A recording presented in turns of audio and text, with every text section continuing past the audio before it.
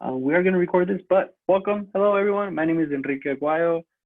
Today, we're going to talk about planning for graduate school. What does that look like? What does it work? Keep in mind that what I'm going to talk about today is roughly anywhere from like 40 minutes to an hour. It's a lot.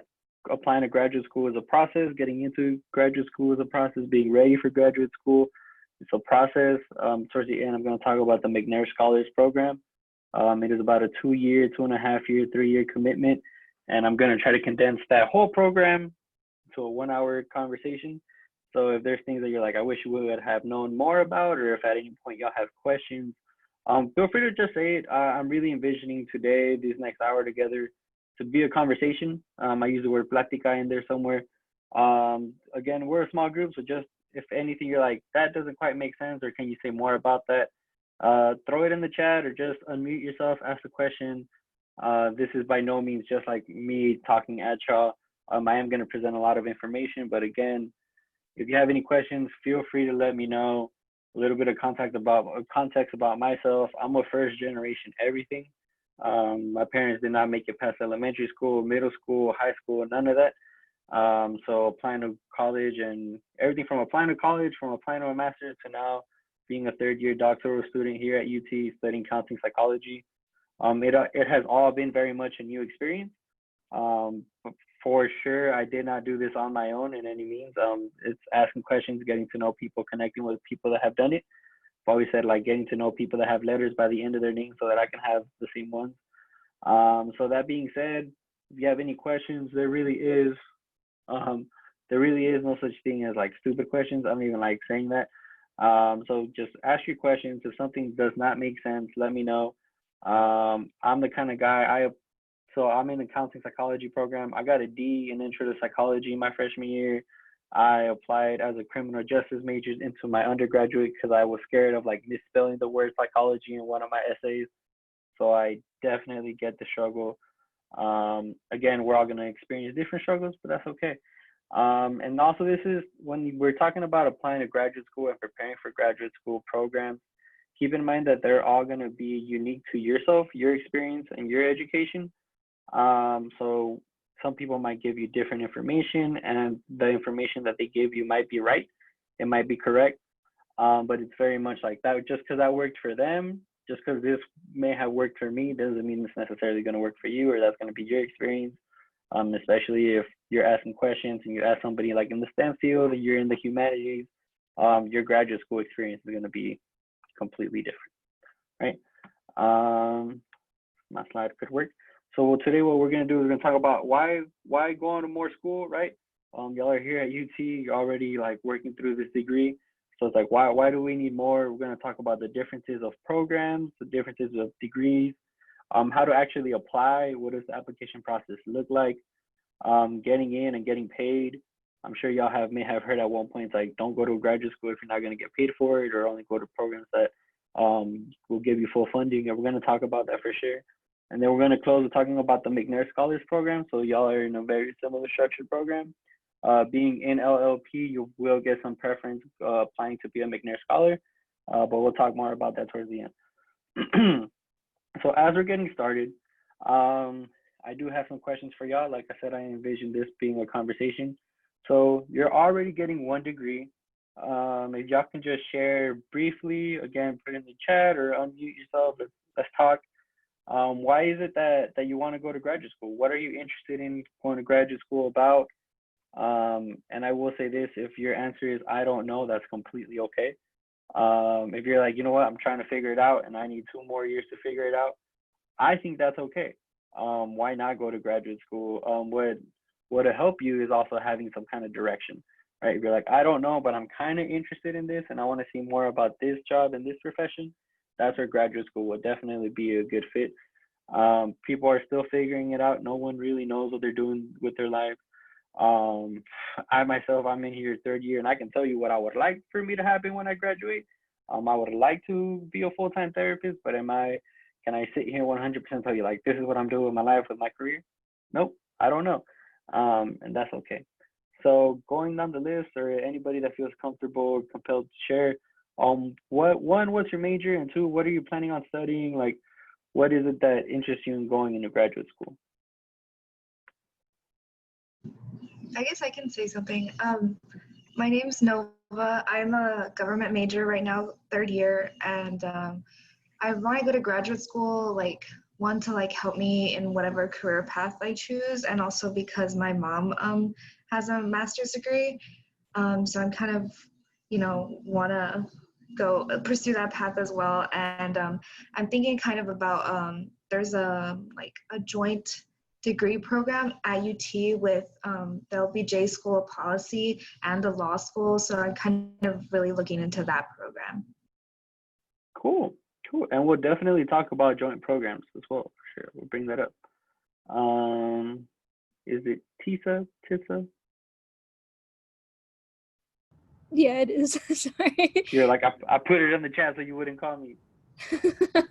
I'll just say it then. So right now my major is health and society, and I want to pursue I'm following the pre-med track right now, like that certificate, and then I want to attend medical school to like obtain a MD or a DO or even an OD. Not sure, but Cool. yeah. And the DO, that's optometry? DO is a doctor of osteopathic medicine, so it's kind of like MD, but it's just looking at your overall health, like not just specifically into science. It's like more like Ayurvedic and stuff. So Yeah, yeah. that's cool. Cool. John, do you want to share anything? If not, that's okay too. John, I haven't really looked into graduate school, but I'm here to learn exactly what it is and the importance of it. Dope. So we all have different aspirations and different goals, and that's the beauty of careers. That's the beauty of life, and applying to graduate school. So why I bring this up, it's like, why are you going to graduate school? Because graduate school is a commitment, right? Whether if it's for 2 years, 3 years, 7 years, 10 years, what have you. And it's not an exaggeration to say 10 years. I graduated my undergrad in 2016. I did 2 years for my master's, and now my PhD program is gonna take like 6 years. So I'm here at like 8 years, maybe nine. So again, when I bring up like why are you doing this, that why is gonna what's gonna keep on pushing you forward. Where you're like, even now in like midterms, you're like, why am I doing this again? It's like, oh, because I want a better career. I want to serve as an example for my siblings, or I want to use this time to figure it out so I don't have to work. That why, those reasons of what motivates you is what's going to keep you going through these programs, whether it be masters, doctoral, some kind of specialization, what have you, right? So knowing what the why behind like your what will again keep you moving forward. But then as you're applying to programs, you want to make sure which program is right for you, right? So you have your bachelor's, your master's, and your doctoral degrees.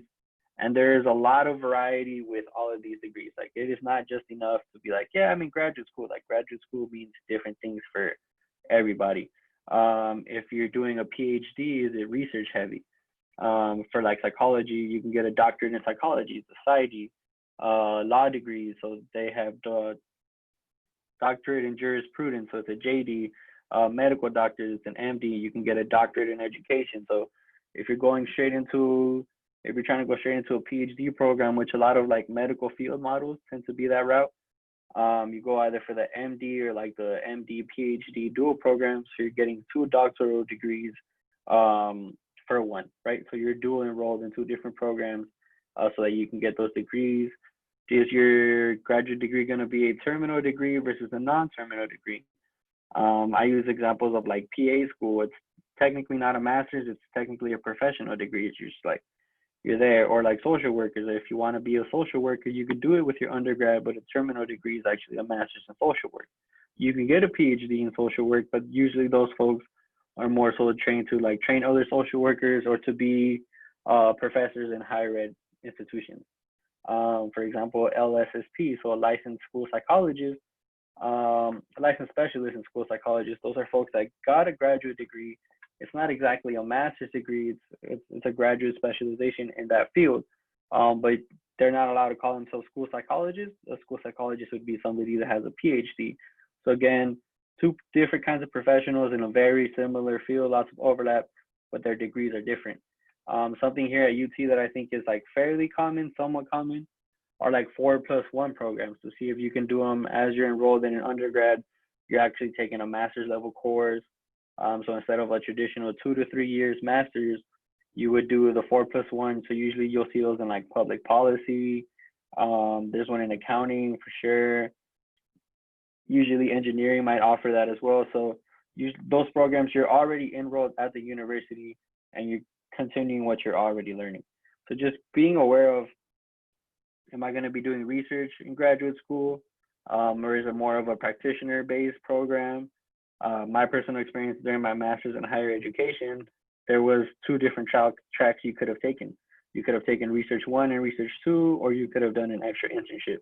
I, for one, chose to do the extra internship because I knew I wanted to work with students one day. So it's like, why not get more of the experience versus doing the research? So that's what you want to start thinking about now in terms of graduate school. It's like, should I be working on research projects that I can talk about on my application, that I can continue to study in the future? Or should I be getting experience? If I'm trying to go into the medical field, should I be doing research in some kind of like lab with a doctor, or should I be volunteering at a hospital that shows that I have had direct contact with patients, with clients? And all of that experience is what's going to transfer you into those, whether it be master's, PhD, different kinds of doctoral programs. Any questions about what I've mentioned so far on this slide? No? Cool. So once you realize like which program is right for you and you're like, you know what, a PhD is where it's at, or a master's of arts versus a master's of education is where it's at, you also want to make sure that you go into the right program. And these are just three things that I think should be like the main ones that you look at. But again, these are all going to be your personal options and your personal journeys and your personal experiences. So one, I like to think of like your location, where you're going to be at in the program. Can you live in a major city for 2 to 5 years, 2 to 7 years? Could you tolerate living away from your family for an extended period of time? If you're a person that you're like, you know what, I visit my family every weekend. So now to go through the emotional stress of like leaving my family for an extended period of time, that PhD program or that master's program might not be necessarily the best fit for you. So which is going to be the best for you to live along those lines too? The price of living, right? If you're trying to find housing on your own, you no longer want roommates because you're 21, 22, 23, working on your master's. Where's the cheapest living going to be? Like, is a master's degree in Chicago going to be the same thing as trying to get a master's degree in like San Marcos? Getting a master's degree in Houston, trying to live in LA for 2-3 years. So just be aware of like the actual city that you're going to live in. And then keep in mind, so what I say is like you should have a success team. So which graduate program is going to have your best success team? So your faculty support. When you're picking your programs, whether it be medical, professional, academic, what have you, in your programs, you should have someone. So the reason why someone is in quotes, because doesn't have to be just one person. It can be multiple people, or one person can check off all of these boxes, 2 of these boxes, 3 of these boxes. But you should have somebody that studies the topic that you're interested in. You should want to work with a faculty that they're like, you know what, they really study, I don't know, this person's really good at like diabetes studies, so I want to be with them and work with them and learn more about diabetes. And then study with folks that use the same methods with you. Are you going to be a qualitative researcher versus a quantitative researcher? Are you going to be doing, if you want somebody that's like, this person's really good at working with focus groups, or they do more of like a participatory action, more involving community-oriented interventions or programs. So you want to be sure that the person that you're going to be working with, you're going to have a similar match in terms of research.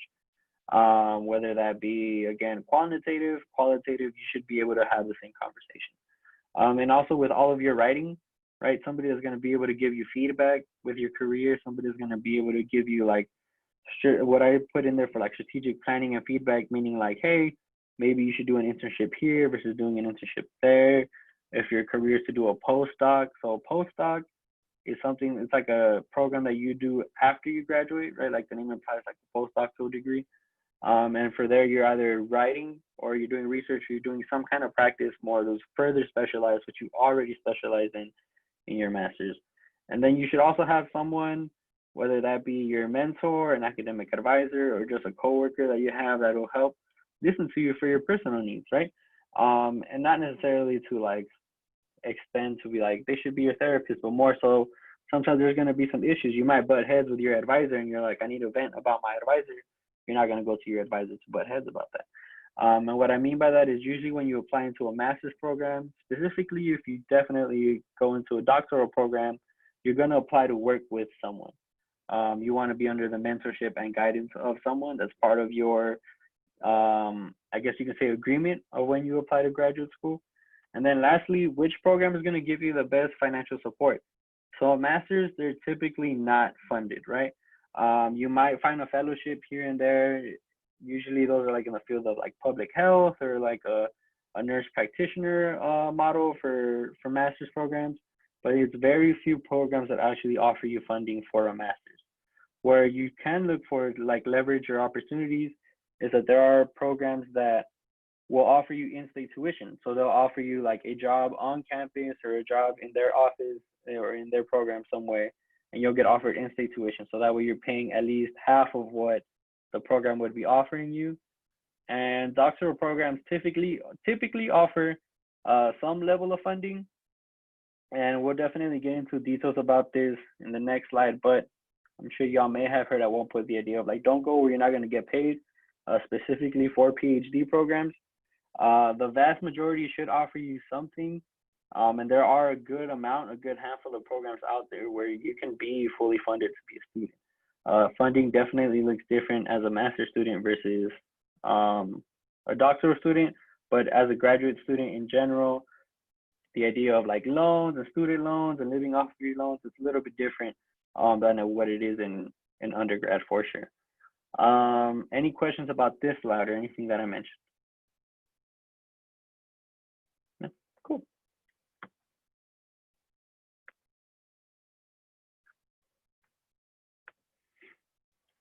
So graduate school, right? And when I'm saying like funding for graduate school, this mostly applies to doctoral programs, but it could loosely apply to master's programs. So usually you want to find this kind of position somewhere on campus.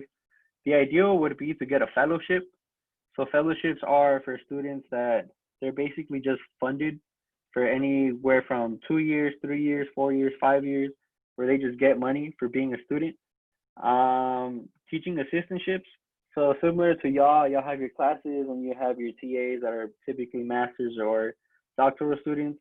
As a teaching assistant, you should expect some kind of benefit.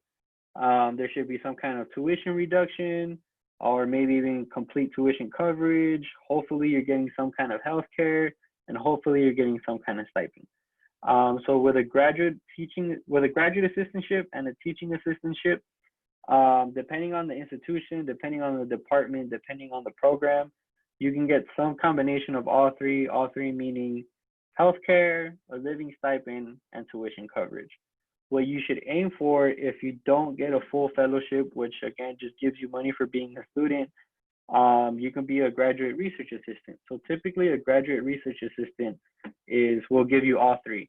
They'll fund your program, they'll fund your healthcare, and you'll get a livable stipend, a decent and okay stipend at the end of every month.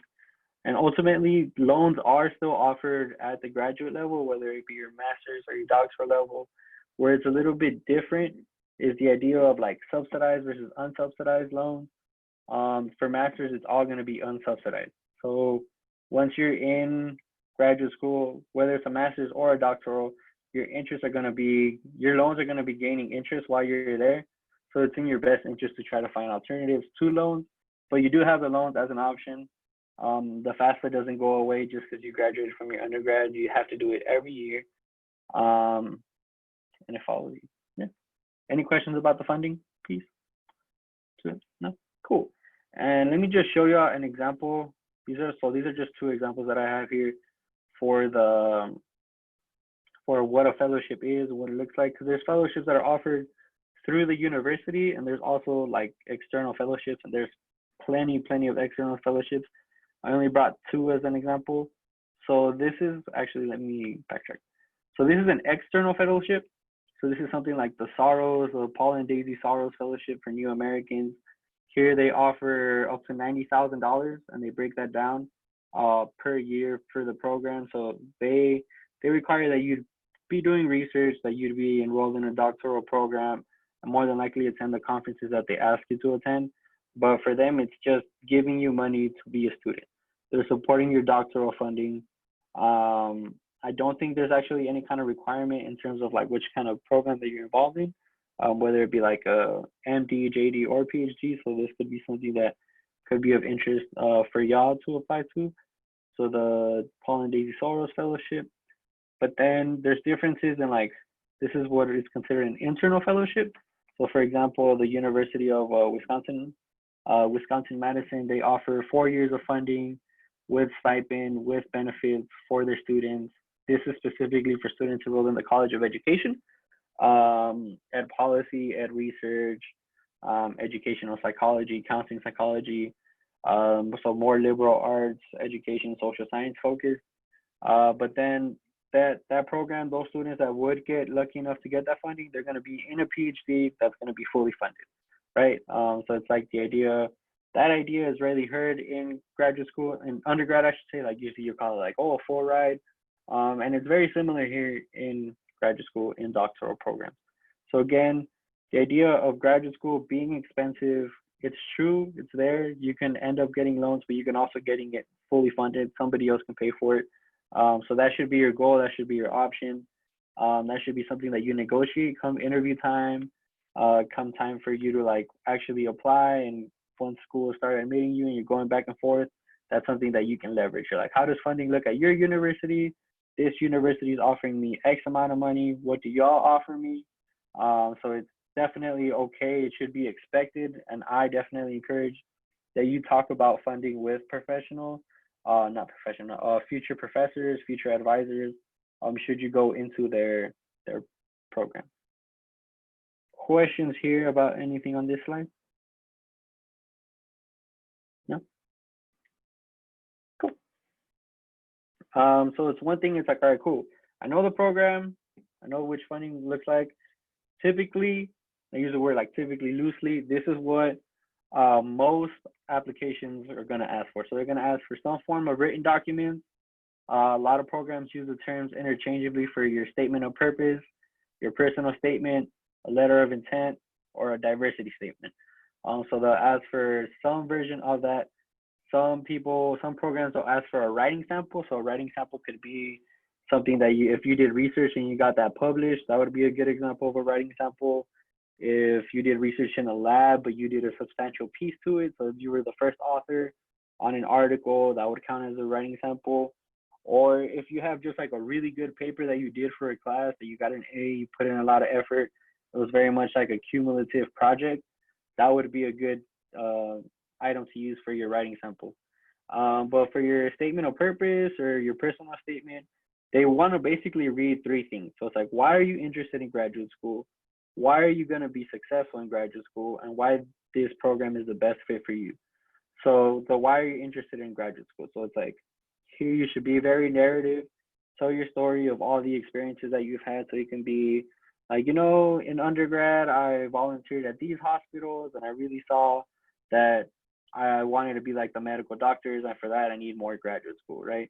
And what they mean is like, why are you going to be successful in graduate school? Here is your opportunity to brag about yourself, to brag about your academic experiences. So you're like, I took chemistry, biology, and calculus all my first semester. And as you can see, I succeeded in all of that. And on top of that, I still did an internship.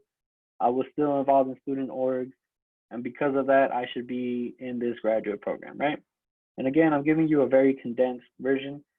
And then at the end, just about maybe half a page or maybe even a full page, depending on the document, you should explain why you want to go to that university, that program. If you apply to 10 schools, you should have 10 different statements of purpose, or personal statements. Like the first part may be similar, it may be identical, but at the end, you should specify it to the program that you're applying to. You're like, I want to be at UT because there are these faculties working here and they're doing research at this program. And because Austin is the live music capital of the world, that's why I would be a perfect fit for this university. Like you want to be very specific. Like they want to know that you've done your research. Not only do they want you to see you name drop, like it's basically like a hidden requirement for you to name drop. Like you should say like, I want to work with this faculty and this faculty because they're doing this. Like they want to know that you've done your homework and actually looking into what that program is. But also being aware of like your professional experience.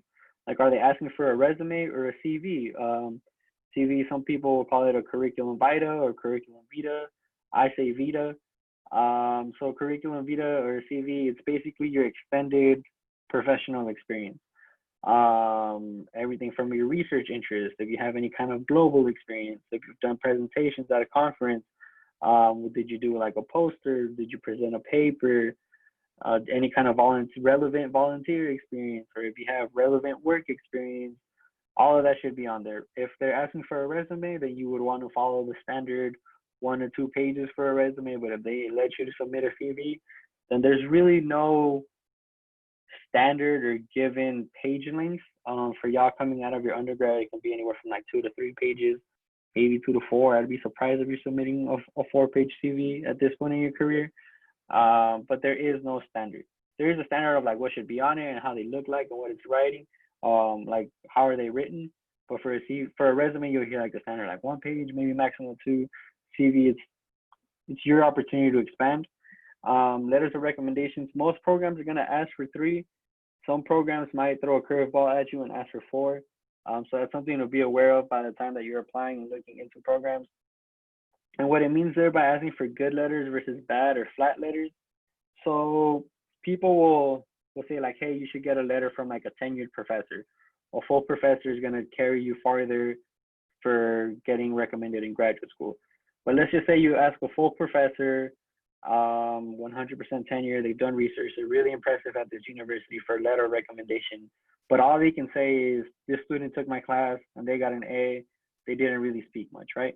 Versus somebody that might be like an assistant professor or a lecturer on campus, or even like your supervisor, which like your boss should only probably be like maybe 1 letter at the most. But they can speak to really your character, who you are as a student, the quality of your assignments, the quality of your work. That letter is going to carry you farther than a regular letter of like, yeah, the student was in my class and they took an A. And with letters of recommendation is that there's no limit. They can write you a 10-page letter as to like how great you are. So if there's anything in your statement of purpose and your resume that you're like, hey, I didn't have room to fit it, can you put it in the cover letter? Not in the cover letter, in the letter of recommendation, saying how I excelled in this volunteer experience or I excelled in this group project. Tell them that. And when I say it's like ask early and be prepared, if you're if your applications are due on November 1st, you should have asked already by like September 30th. Like, you give them anywhere 2 to 3 weeks, I say a month, to get the letters done and written. And what I mean by prepared, some faculty might say, yeah, I'll write the letter for you, but you write it for me. So they'll ask that you write your own letter of recommendation. They'll check off on it. They'll add stuff. They'll maybe take some things or make it so it's more authentic to them and their voice. It's kind of like a weird feeling at first. You're like, what do you mean, write me my own letter? Isn't that plagiarism? And we can talk about that. We can debate that, but it's something that happens in academia, something that happens with supervisors. Welcome to whoever rang the little bell. So just make sure you get your letters of recommendation. Make sure your letters of recommendations are good and strong letters. Something that will speak to you as a student, mostly being that for the fact that in graduate school, you're going to be in classes that are like 15, maximum 20, 25 students. And at 25 students, that's rare. Sometimes I've had classes that are 4 or 5 students. So a lot of faculty are going to be looking at these letters of rec, trying to see who are you as a student? Can I sit in a class with them for 3 hours? Can they do research? Can they build relationships with faculty as professionals, as adults? So that's what they're going to want to look at in your letters of recommendation. And also on those letters of recommendations, if you had any academic spins. And what I mean by that, like if your first semester, it was your first year here at UT, you didn't do so well, you got C's, maybe a B here and there, but then the rest of your academic career was great. You excelled, you acclimated to campus, and you did well. Have them speak to that. Like, hey, can you share in that letter of recommendation how at first I did struggle, but I was, again, new to the university, but you saw my I guess my passion for education, and I kept on doing, and I did better. Like it shows a story of growth. In addition to your letters of recommendation, find out which standardized exams are required for your program. So people always talk about the GRE, the GRE is usually like typically like the standard. But when I say like the reason why there's a little asterisk there is because some programs are starting to move away from it. It seems like more and more programs are starting to move away from it. Some programs will give you a specific score. They're like, we only bring in students with 150 and above. Some programs will be like, this is a recommended score if you'd like it. But they're going to look at your application holistically. So not just your GRE scores, but also your letters, your statement of purpose, your CV, all of that. So just knowing, being aware of which exams you have to take. Studying it for it ahead of time, not studying it, that's going to be one, again, its own workshop, but two, your own personal choice. And also being aware of like which programs, right? Some of y'all going to medical school, you might have to take the MCAT. Law school, you would have to take the LSAT, the GMAT for business folks. Some programs will require that you take specific subject GRE tests, like the math one, the bio, the sciences, etc., psychology. Believe it or not, some doctoral psychology degrees will be like, hey, we need the psych GRE. Some don't. So just being aware of that and what the different requirements are when you're applying. So which standardized test do I have to take? What the scores are? Usually with the GRE, you can retake it. So taking it the sooner, the better. If your applications are due in November, you should be taking the GRE at the latest around October. So if you do need to take it again, you can do like one last minute, like a last minute Hail Mary and be like, you know what, it's the week before my application's due, let me take it. But I don't recommend that because then at that point you're stressing out about getting your scores in on time, getting your scores submitted, getting the reports and all of that. So if you can take the GRE come like September for those November, December applications, that should be your timeline. And if you're thinking to yourself like, wow, it's a lot of work, applying to graduate school is a lot of work. It's like I mentioned at the beginning, it is a process. You should start, I would say ideally like the semester before you plan on applying, at least having your documents in order, being like, all right, I need this, this, and this, and have your recommenders already identified. But the sooner the better, whatever helps you prepare for sure. This isn't something that you can necessarily do like the week before. You're like, you know what, I'm going to go to graduate school. So again, you have all your materials, you have them set, ready to go. What are they going to look for? They're going to look for a holistic application. So as an application that says, hey, I've been doing the same kind of internships in the medical field for the last 3 semesters, which is why I'm really interested in the medical field, or which is why I wanted the doctorate degree, be a medical doctor, to do this. If you feel that your GPA isn't necessarily the best, let your reviewers know. Don't try to hide anything. Don't try to assume that they're gonna somehow make up like a good story about you. And they're like, oh, well, you can see they had this internship. Like put it in your statements of purpose. Say like, hey, if you can see, all of my biology classes are actually straight A's. What I struggled in the most was my history classes. And my history courses are what's bringing my GPA down. And because of that, like, that's why I don't have the 3.5, the 4.0. So letting them know, it's like, hey, the stuff that I'm actually gonna study, I did well in. Or if there was a semester where life happened, right? Mental health kind of took a downward turn there. Or if you were just busy, overworked, or personal life, like you had to kind of not necessarily focus on school, like let them know. Put it on there. You're like, this semester does not reflect who I am as a student, who was like all me there all 4 years. It's like because I was taking care of outside obligations. But you can see the following semester, like I took care of what I had to take care of, and I succeeded, and I got a 3.5. I got a 4.0. So again, not leaving any questions, painting a narrative, painting a story as to like who you are and why you're applying. Any questions so far about what we've discussed? No? We good? Cool. So that brings us to one, applying to graduate school, but also the McNair Scholars Program. So the McNair Scholars Program, it's a federally funded program. It's offered here at UT. It's offered through the Longhorn Center for Academic Equity. So we're friends, basically family at this point. So the program is dedicated to helping out low-income first generation, underrepresented students, some kind of combination of all three, successfully enroll in PhD programs. And I know some of y'all are interested in like the medical field, but they are pushing specifically for PhD programs, not necessarily like doctorates in medicine that we talked about at the beginning. The way this program is structured, it's actually very similar to what graduate school looks like. So it starts off with you take a 3-hour course in the evenings from 5 to 8. So just the physical experience of like sitting in classroom for 3 hours in the evening, they expose you to that. It is typically, and I put a star there, use it in quotes, a 2-year timeline. We have taken on seniors before.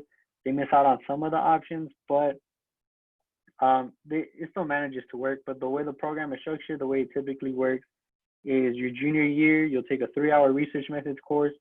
The reason why it says explore, because you're writing lit reviews, you're trying to learn what research actually looks like. You're getting matched with a faculty mentor, and throughout that process, you're gonna change your research interest maybe 1, 2, 3 times. People completely restart their projects when they're exploring as to like who they are as a researcher, what they like to do. And in the spring, you actually are like refining that research. So it's like, what was that topic? So you take another 1-hour course in the spring where you're learning about graduate school, everything from succeeding, note taking, the politics of publishing, the politics of like getting hired, teaching, all of the personal stuff that is involved in being a grad student gets discussed in the spring. And again, in the fall, you learn more of like, what is research? What do research do? It's more of an introduction to academia.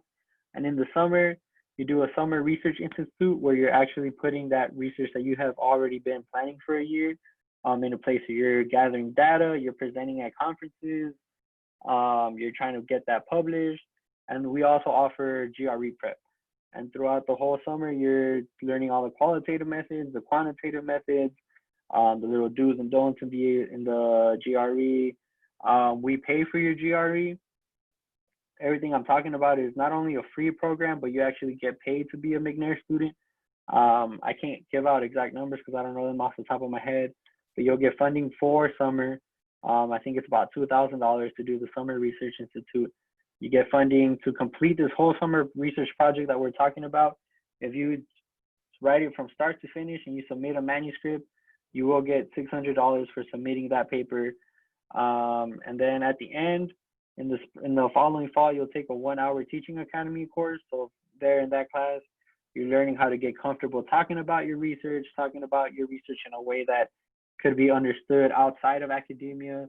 So if you're talking about like different diabetes, different programs and whatnot, what is that going to look like for somebody that isn't quote unquote educated?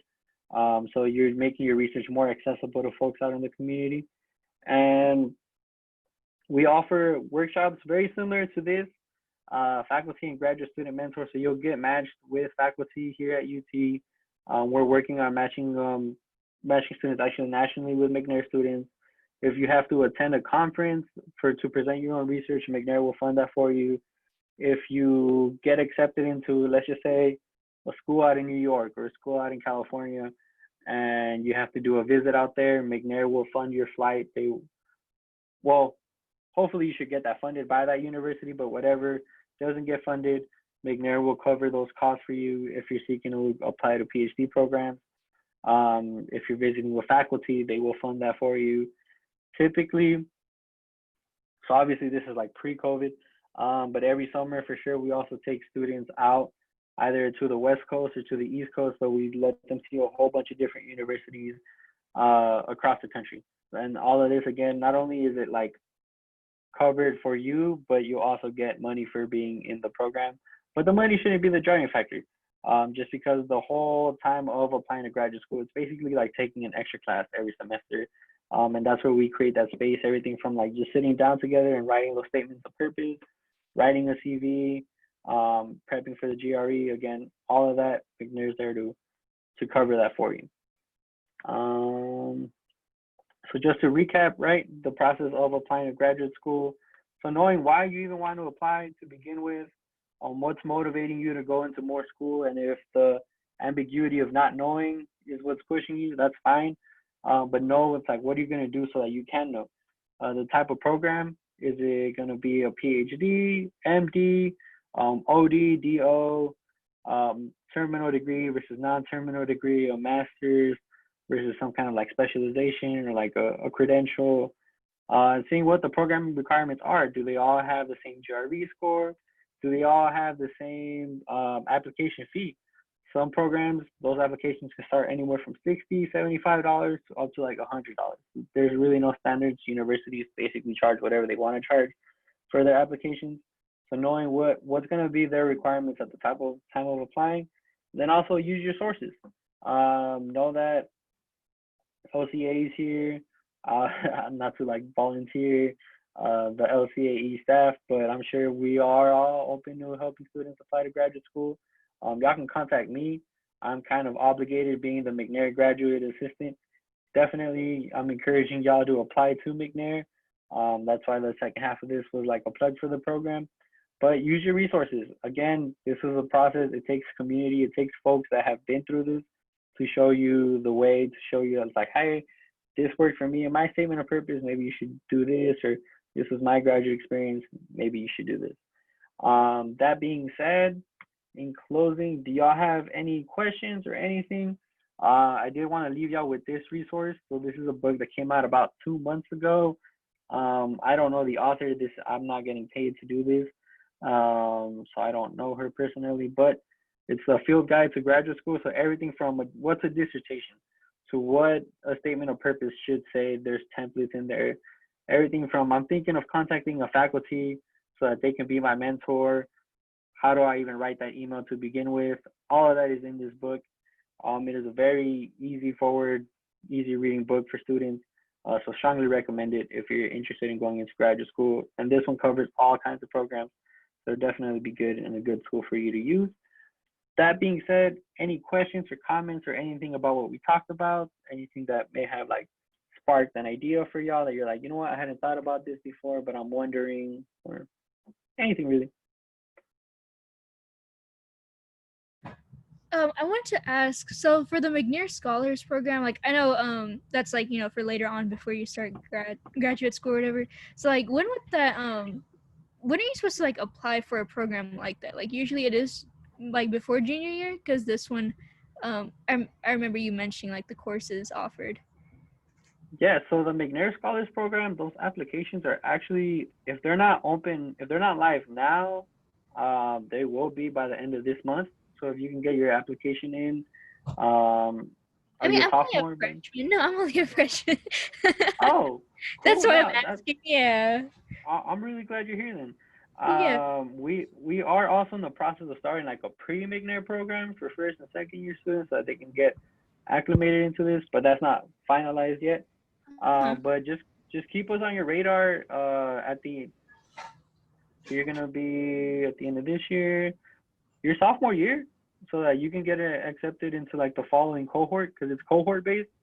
End of your sophomore year, the end of the spring, I think we'll still take applications. So next year, apply to McNair, and if you're like, I know I want to go to graduate school, I'm not too necessarily sure about like research and what that looks like.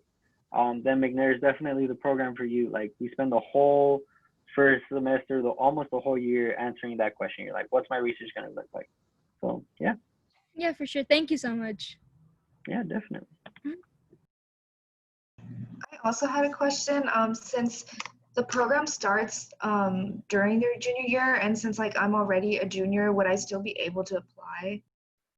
Go for it. I would apply right now. Yes, we do bring on seniors. You'll miss out on the teaching academy piece of it, but you'll still get the whole like how to apply to graduate school and get in like part of McNair.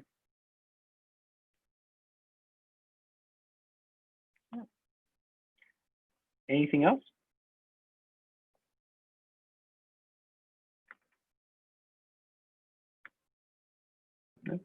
Henry, or Enrique, did you go over anything relating to how they choose which school they want to go to? Yeah. Yeah, okay, cool. Oh. Just making sure. Yeah. Yeah, I know best fit is definitely important. Like you want to go somewhere where you're going to click with the people, and you're going to click with the faculty, and you're going to be working with a faculty member that actually does research that you're interested in, right? So those are definitely things to consider. I highly recommend y'all check out McNair. I did the grad school application process by myself. Didn't know what I was doing. I applied the day it was due. Don't copy me. Don't copy me and only apply to one school and hope you get in. So yeah, just look out for people like Enrique and McNair and all of that. It's really great. Well, I'm gonna stop sharing my screen. I'm gonna stop recording if I can figure out how to do that. Stop recording. Cool. Do y'all have any questions? That's about everything that I prepared for y'all. I will put my email in the chat just in case you didn't get it off of the thing. And if y'all are like, you know what, I don't know if I want to join McNair, but I read the book and I still need help going over my resume or my CV or whatever, let me know. I'll look it over. I'll gladly do it. I really enjoy doing that stuff. So, yeah. That's it. Cool. Alicia, Michelle, any comments or anything? I kind of want to ask y'all, Tisa, John, Nova, how are y'all feeling? Just got dropped all this knowledge.